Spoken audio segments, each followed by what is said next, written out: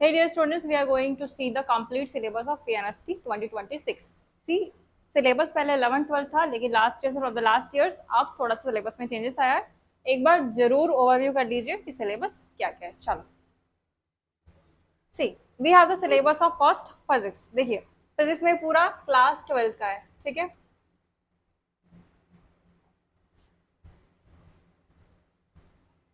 ये पूरा आपका क्लास 12 का, that is electrical charges and fields. ठीक है, electrostatic potential, current, electricity, moving charges, magnetism, electromagnetic condition, alternating current, ray optics, wave optics. These are all the chapters belongs to the class 12.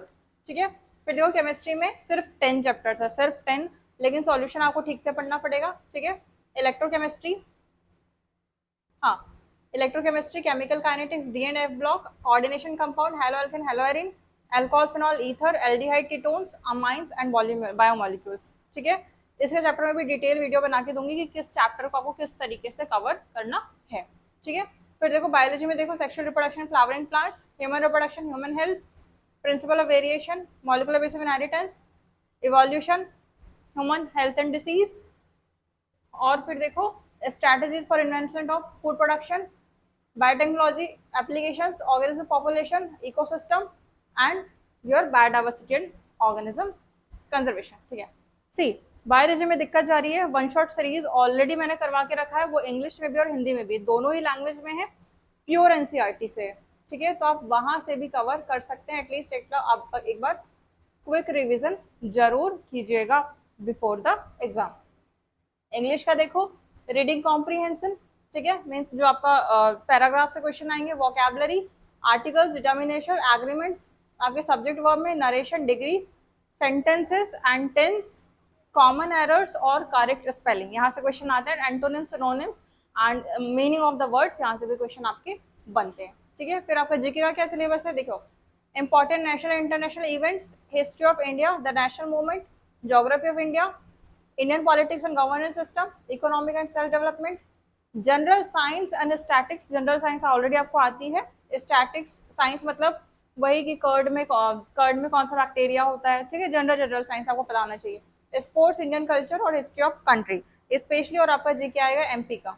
ठीक है, पूरा MP का जो data है, recent जो भी करंट अपडेट्स है आपके, एटलीस्ट एमपी के अपडेट्स देख लेना. ठीक है, यूट्यूब जब आप ओपन करोगे तो यूट्यूब में बहुत सारे एमपी के अपडेट्स है, आपको चैनल मिल जाएंगे जीके के लिए. आप वहां से इसको जरूर करिए, क्योंकि यहाँ से भी आपके क्वेश्चन गेन होगा. ठीक है, अब और एक चीज को समझो, ये आपका रहेगा 20 मार्क्स का, मतलब 20 क्वेश्चन आएंगे, ये भी 20. ठीक है, एंड दिस आर ऑल्सो 20. ठीक है, अभी समझो एग्जाम का पैटर्न क्या है.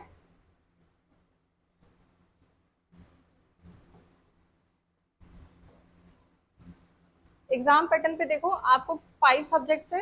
5 सब्जेक्ट्स आपके कितने मार्क्स के होंगे, 100 मार्क्स के. इन 100 मार्क्स में आपकी नेगेटिव मार्किंग है. पहले नेगेटिव मार्किंग नहीं थी, लेकिन अब क्या है, नेगेटिव मार्किंग. ठीक है, नेगेटिव मार्किंग कैसे, अगर आप करेक्ट आंसर करते हैं यू विल गेट +1 मार्क्स, और अगर इनकरेक्ट करते हैं तो यू विल लूज -0.25 मार्क्स. ठीक है, 0.25 मार्क्स इट मैटर्स. आप जितना आंसर गलत करोगे उतने ही वहां से 0.25 माइनस माइनस होते जाएंगे, और फिर आपके पास मार्क्स बहुत कम बचेंगे. 100 मार्क्स के पेपर में ये आपकी एग्जाम की पैटर्न है. एग्जाम के पैटर्न को समझो. ठीक है, कि पेपर कैसा आ रहा है, पीवाईक्यूज लगाइए, एनालिसिस करिए, कंसेप्ट को क्लियर कीजिए. बार बार बोल रही हूँ कि अपने कंसेप्ट पे फोकस कीजिए. ठीक है, कॉन्सेप्ट क्लियर कीजिए. ठीक है, केमिस्ट्री बहुत अच्छे से कीजिए, बायोलॉजी बहुत अच्छे से कीजिए, और इंग्लिश. फिजिक्स अगर वीक है तो फिर मैं बोल रही हूँ फिजिक्स को आप थोड़ा सा ढील दे सकते हैं, लेकिन बायोलॉजी और आपका chemistry, even English also, GK also, ये बहुत आपका स्कोरिंग होगा, बहुत दिक्कत नहीं जाएगी. फिजिक्स के एटलीस्ट आप फॉर्मुलेस लर्न कीजिए, फॉर्मुले बेस्ड क्वेश्चन कीजिए. ठीक है, थ्योरीज बेस्ड क्वेश्चन कीजिए, आप वहां से क्वेश्चन कवर कर पाएंगे. ठीक है, सिलेबस को क्विकली कवर कीजिए, सिलेबस कवर क्विकली.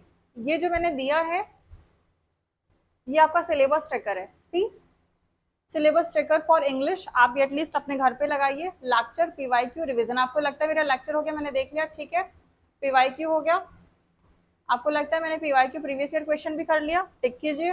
रिवीजन कर लिया, टिक कीजिए। और तीनों हो गया तो आप इसको फिर डन पे टिक कीजिए। इस तरीके से अपने टाइम मैनेजमेंट के साथ इस सिलेबस ट्रैकर को कवर कर सकते हैं। ये सिलेबस ट्रैकर मैंने लास्ट ईयर भी बना के दिया था और मैं इस ईयर भी दोबारा से मैं आपको टेलीग्राम चैनल पे वापस से मैं डाल दूंगी। मेक श्योर सिलेबस आप बहुत अच्छे से कवर कीजिए, ठीक है। तो दिस ऑल और अबाउट दैट कि सिलेबस क्या है ये आपको अब पता हो गया, ठीक है। एग्जाम का पैटर्न भी आपको पता हो गया, ठीक है।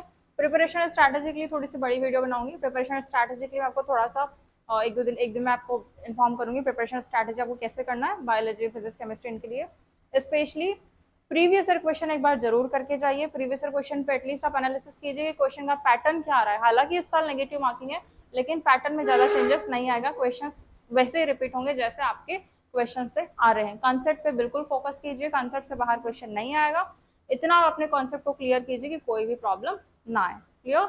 ये था आपका सिलेबस और हमारा एग्जाम पैटर्न। इसके बाद आप प्रिपरेशन पे ध्यान दीजिए, प्रिपरेशन कीजिए, इस तरीके से कीजिए कि आपका इस बार सिलेक्शन हो जाए। कोई भी प्रॉब्लम है, कोई भी इशू है, आप कमेंट्स कीजिए, ठीक है। मुझे मैसेज कीजिए, व्हाट्सएप पे मैसेज कर सकते हैं, टेलीग्राम पे मैसेज कर सकते हैं। टेलीग्राम की लिंक आईडी मैं डिस्क्रिप्शन पे दे दूंगी, आप ज्वाइन कर लीजिएगा।